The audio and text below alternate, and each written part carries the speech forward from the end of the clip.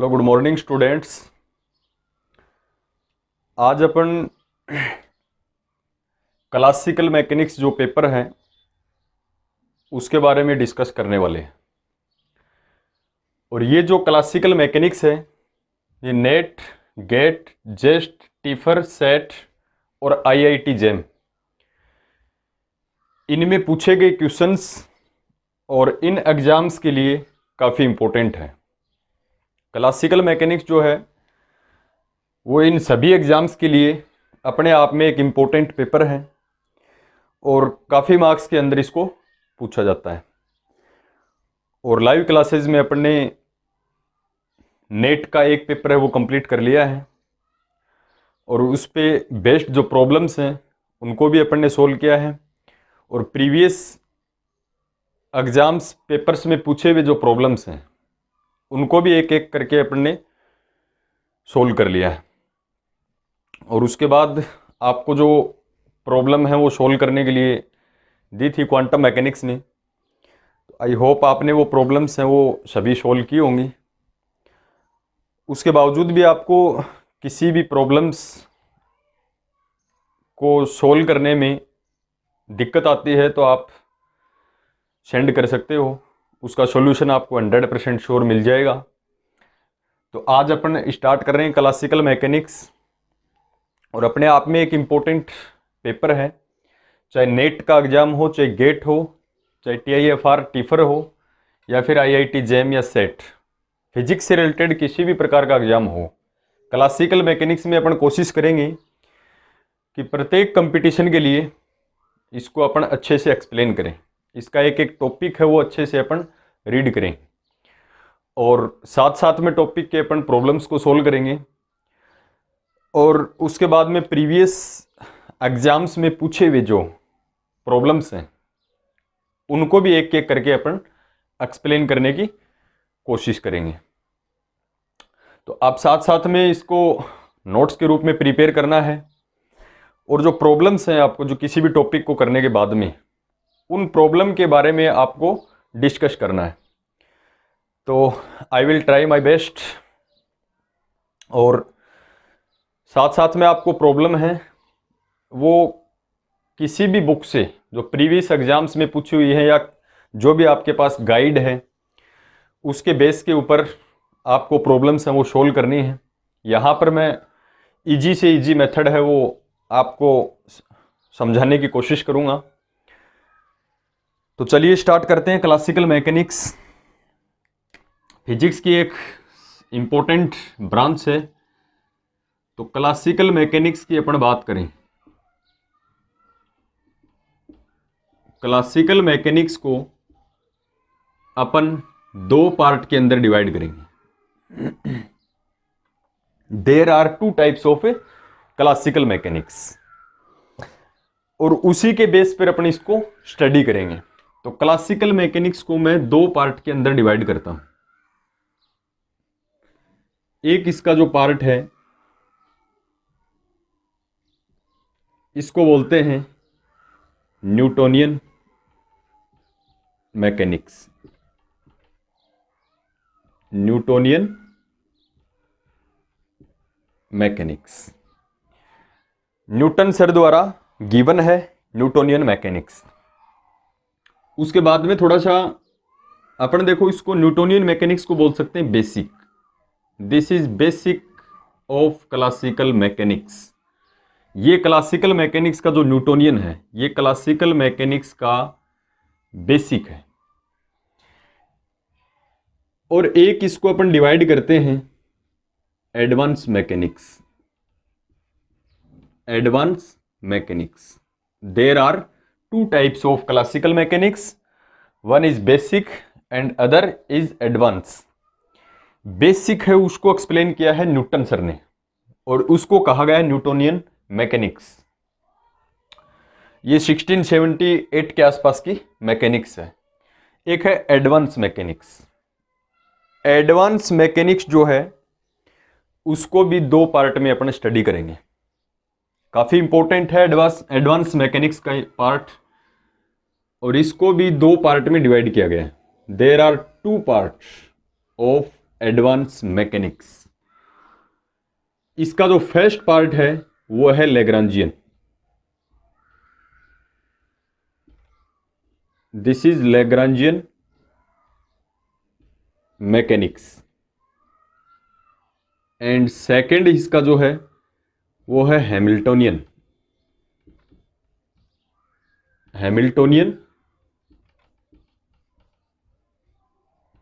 Mechanics.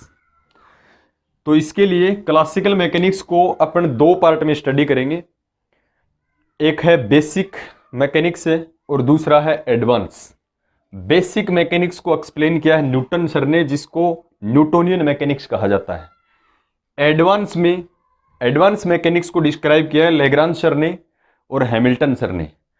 Lagrange की जो mechanics है उसको लैग्रांजियन मैकेनिक्स कहा गया और हैमिल्टन सर ने जो मैकेनिक्स गिवन है उसको कहा गया हैमिल्टोनियन मैकेनिक्स। अब देखो, चाहे नेट का एग्जाम हो, चाहे गेट का हो, या जस्ट टीफर जो भी है, उसके लिए मैं आपको बेस्ट बुक बताता हूं इनके लिए। देखो, कहीं से भी आप स्टडी करो, लेकिन आपके पास किसी भी कंपटीशन को फाइट करने के लिए एक बेस्ट गाइड होनी जरूरी है। Guide is the best teacher in the world. Guide ही आपकी बेस्ट टीचर है। तो इसके लिए देखो, न्यूटोनियन मैकेनिक्स जो बेसिक मैकेनिक्स है, जिसको आप स्टार्टिंग से ही पढ़ते आ रहे हो 7th 8th से, लॉ ऑफ मोशन है, इनके बारे में डिस्कस करते आ रहे हो। फोर्स है, मोमेंटम है, लीनियर मोमेंटम है, एंगुलर मोमेंटम है, जनरल जो चीजें हैं। तो न्यूटोनियन मैकेनिक्स को आपको अच्छे तरीके से रीड करना है, इसके बारे में सब कुछ जानना है, तो मैं आपको बुक ऑफर करूंगा। इसके लिए जो बुक है वो है H.C. वर्मा सर की कॉन्सेप्ट्स ऑफ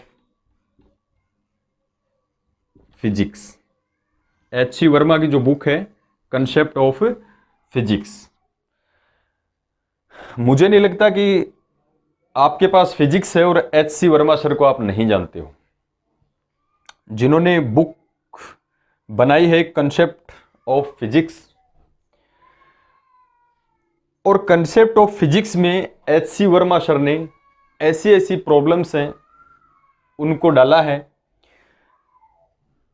जिसमें आपकी जो बेसिक मैकेनिक्स जो है, और एक तरीके से बोल सकते हो क्लासिकल मैकेनिक्स के 90% टॉपिक्स को H.C. वर्मा अपने कंसेप्ट ऑफ फिजिक्स में सोल्व करते हैं। अब कई स्टूडेंट बोलते हैं कि कंसेप्ट ऑफ फिजिक्स जो है H.C. वर्मा सर की डिफिकल्ट है, लैंग्वेज में डिफिकल्ट है, प्रॉब्लम्स नहीं हो रही है इसकी। तो हो सकता है, लेकिन आप H.C. वर्मा को जरूर पढ़ना चाहिए मेरे हिसाब से एक बार। न्यूटोनियन मैकेनिक्स को समझने के लिए आपके पास H.C. वर्मा सर की कंसेप्ट ऑफ फिजिक्स है वो होनी चाहिए।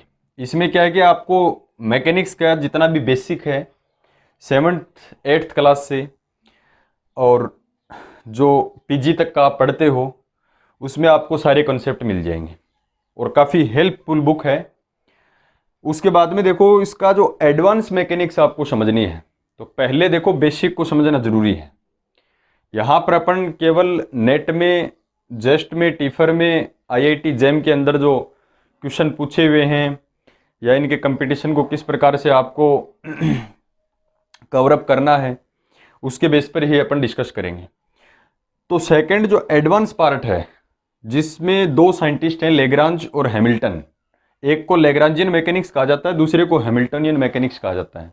इसको एक्सप्लेन करने के लिए मैं आपको एक बुक सजेस्ट करता हूं, और बुक है KC गुप्ता सर की। एडवांस मैकेनिक्स को समझने के लिए KC जो गुप्ता सर की, इसका नाम आपको बुक पर मिलेगा किरण C गुप्ता, ठीक है। इसका नाम क्या मिलेगा? किरण, K फॉर किरण। तो बुक के ऊपर नाम KC गुप्ता नहीं मिलेगा आपको, किरण C गुप्ता मिलेगा। तो एडवांस मैकेनिक्स किरण C गुप्ता के आप बुक पढ़ते हो, तो मुझे नहीं लगता कि किसी भी प्रॉब्लम को सोल्व करने में आपको कठिनाई होगी।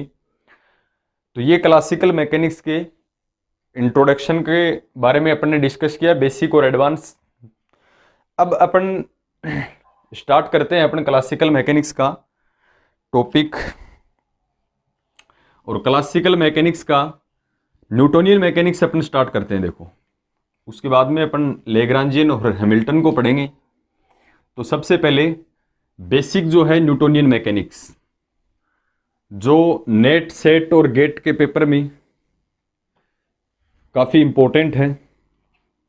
तो सबसे पहले अपन डिस्कस कर लेते हैं फर्स्ट टॉपिक है अपना Newton equation of motion. Net के सिलेबस के अकॉर्डिंग अपन करेंगे, तो न्यूटोनियन अपन स्टार्ट कर रहे हैं। और फर्स्ट टॉपिक है न्यूटन इक्वेशन ऑफ मोशन, जिसको आप छोटी क्लासेस से पढ़ते आ रहे हो। बिल्कुल इजी है, लेकिन नेट और इन कंपटीशन एग्जाम के लिए इसकी जो प्रॉब्लम्स हैं वो काफ़ी इंपॉर्टेंट हैं और कई बार डिफ़िकल्ट बन जाते हैं। और न्यूटन इक्वेशन ऑफ मोशन के किसी भी क्वेश्चन को सोल्व करने के लिए आपके पास ऐसे तो अलग अलग बुक में काफ़ी सारे मेथड मिल जाएंगे, लेकिन अपन यहाँ जो मेथड करेंगे उस मेथड से किसी भी कंपटीशन एग्जाम के अंदर क्वेश्चन आए, मुझे नहीं लगता कि आप उसको सोल्व नहीं कर सकते। 101% आप उसको सोल्व कर सकते हो। तो न्यूटन इक्वेशन ऑफ मोशन के बारे में अपन डिस्कस करेंगे।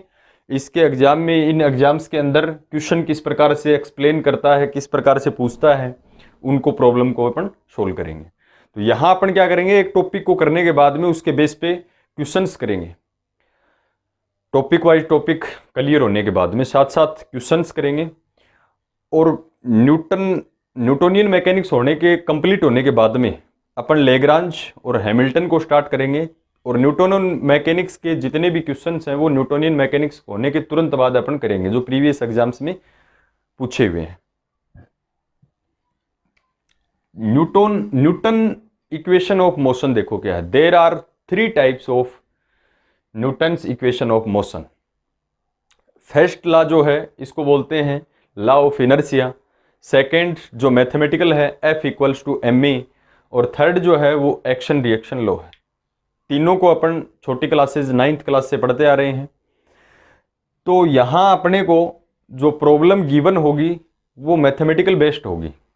तो केवल मैथमेटिक्स जो लॉ है इसका F=ma, जिसको सेकेंड लॉ कहा जाता है, उसके बारे में अपन डिस्कस करते हैं। देखो,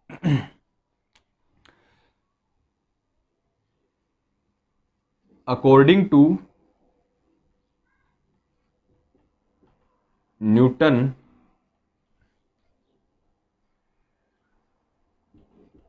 the rate of change in momentum, the rate of change in momentum is equal to the net force on a system.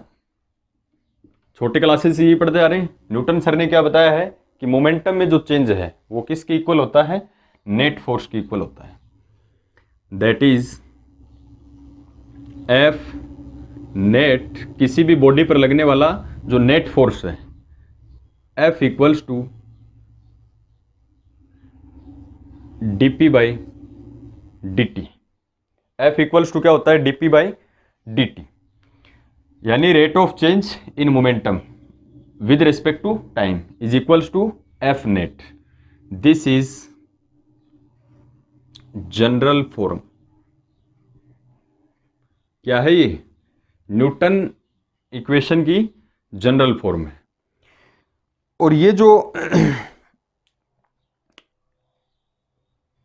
Formula है ये किसको रिप्रेजेंट कर रहा है, F नेट, किसी भी बॉडी पर लगने वाला जो टोटल फोर्स है उसको रिप्रेजेंट कर रहा है। तो साथ में अपन यहां लिख देते हैं F net on a system और बॉडी, किसी भी सिस्टम के ऊपर लगने वाला नेट फोर्स है। F equals to dp by dt, आप स्टार्टिंग से इसको पढ़ते आ रहे हो। कहां एप्लीकेबल है, इसके लिए इंपॉर्टेंट क्या है, it is applicable for all cases, सभी केसेस के लिए ये फॉर्मूला वैलिड है। ऑल केसेस की बात करें, इसका मतलब वेरिएबल्स और कांस्टेंट दोनों के लिए वैलिड है। वेरिएबल के लिए भी वैलिड है ये फॉर्मूला और कांस्टेंट के लिए भी वैलिड है। अब अपन एक फॉर्मूला जानते हैं, मोमेंटम जो होता है,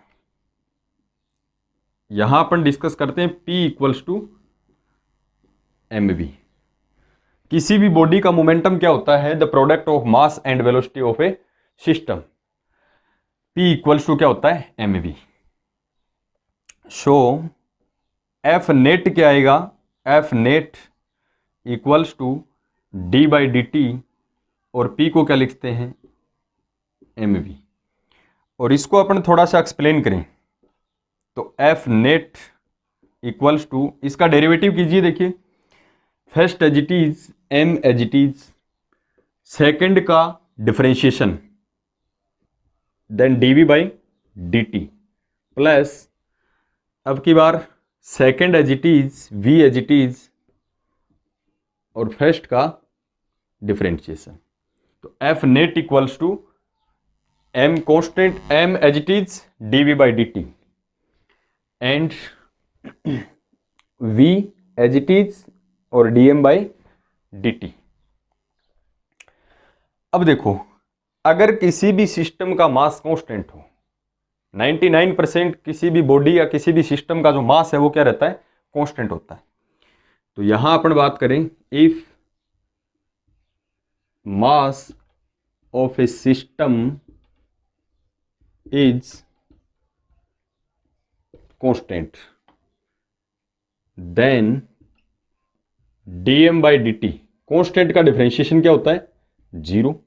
तो dm बाई डी टी 0 हो गया, तो F नेट कितना आएगा, F net equals to m और dv बाई डी टी।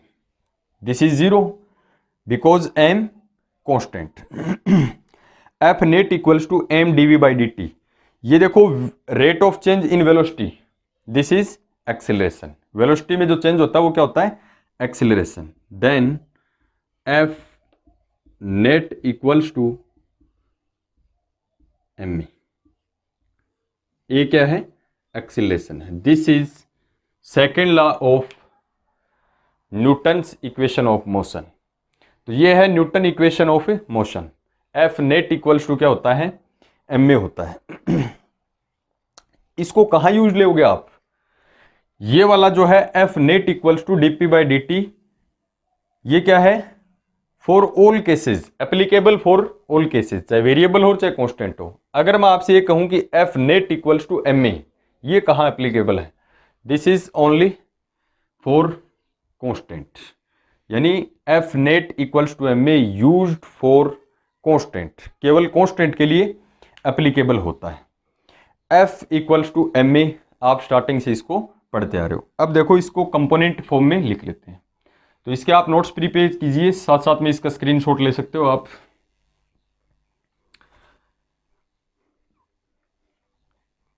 अब देखिए अपन डिस्कस कर लेते हैं इसको कंपोनेंट फॉर्म में किस प्रकार से लिखेंगे। इन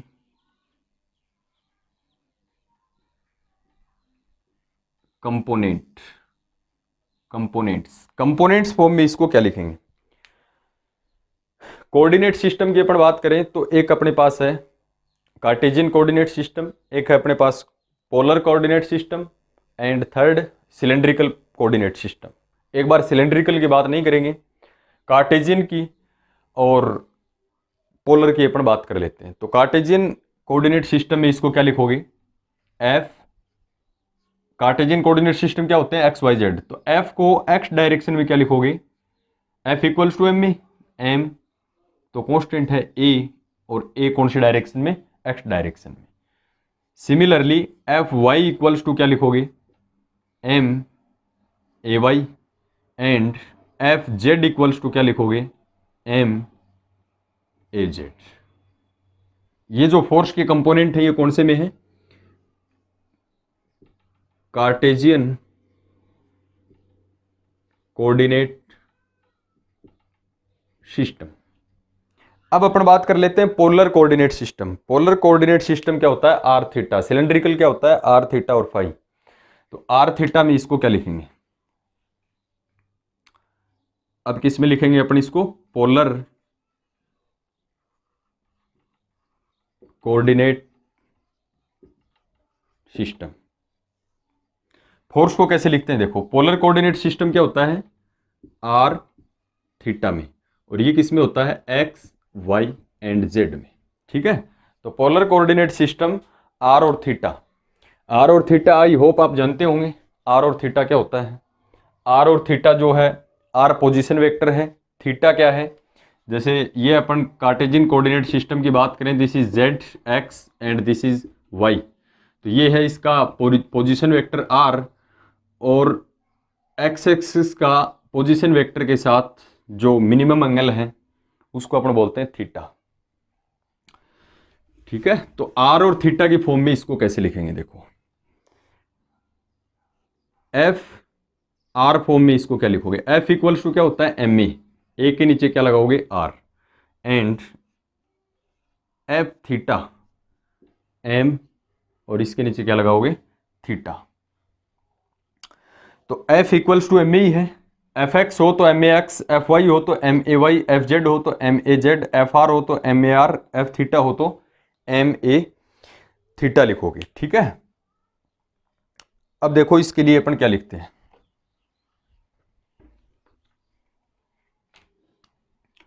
एक आपको मैं बता दूं कि एक्सीलरेशन आपको लिखना हो एक्स डायरेक्शन के लिए तो इसको लिखोगे आप x double dot. Double dot का मतलब है कि एक्स का टाइम के रेस्पेक्ट में 2 टाइम डिफरेंशिएशन, यानी 2 बार इसका क्या है, डिफरेंशिएशन। एक बार एक्स एक्स क्या पोजीशन, एक बार करोगे तो क्या बनेगा, वेलोसिटी, वेलोसिटी में फिर दोबारा करोगे डिफरेंशिएशन तो एक्सेलरेशन आ जाएगा। ऐसे ही ए वाई को आप क्या लिखते हो, वाई डबल डॉट, और ए जेड को क्या लिख सकते हो, जेड डबल डॉट। ठीक है, ये भी आपको याद रखना है। यहां पर ए आर और ए थीटा का अपन डिस्कस करते हैं। देखो ए आर और ए थीटा क्या है, here a r this is radial acceleration, a r और ए थीटा क्या होते हैं, देखो ये होता है आर डबल डॉट, आर क्या है position, plus r theta dot square. ठीक है, r double dot plus r theta dot square, और यहां पर सॉरी ये माइनस में होता है, प्लस में नहीं होता, a are equals to are double dot minus are theta dot square. और यहां का जो ए थीटा है, ये ए थीटा क्या है, A theta equals to are double dot plus theta double dot, R में पहले आर डबल डॉट आएगा, थीटा में क्या आएगा, थीटा डबल डॉट, तो theta double dot plus 2r dot और थीटा डॉट। ठीक है, A are equals to are double dot minus are theta dot square, A theta equals to theta double dot plus 2r theta R dot और theta dot. ये आप पढ़ चुके हो polar coordinate system के अंदर। तो ये अपना है न्यूटन इक्वेशन ऑफ मोशन, और इससे ज़्यादा आपको किसी भी कंपटीशन एग्जाम में डिस्क्राइब या एक्सप्लेन करने की ज़रूरत नहीं है। और इसके क्वेश्चन किस प्रकार से आएंगे वो अपन नेक्स्ट लेक्चर में करेंगे। तो इसके बारे में आपको नोट्स बनाने हैं, और न्यूटन्स इक्वेशन ऑफ मोशन है, इसको कंप्लीटली अब इसको बार बार अपन नहीं पढ़ेंगे, छोटी क्लासेस से पढ़ते आ रहे हैं, तो कंप्लीटली आपके माइंड में ये चीज़ें होनी चाहिए। क्वेश्चन करेंगे आप अपन इसके, और क्वेश्चन के साथ साथ आपको प्रैक्टिस करनी है। बिना प्रैक्टिस के आप इन एग्जाम्स को फाइट नहीं कर सकते हैं।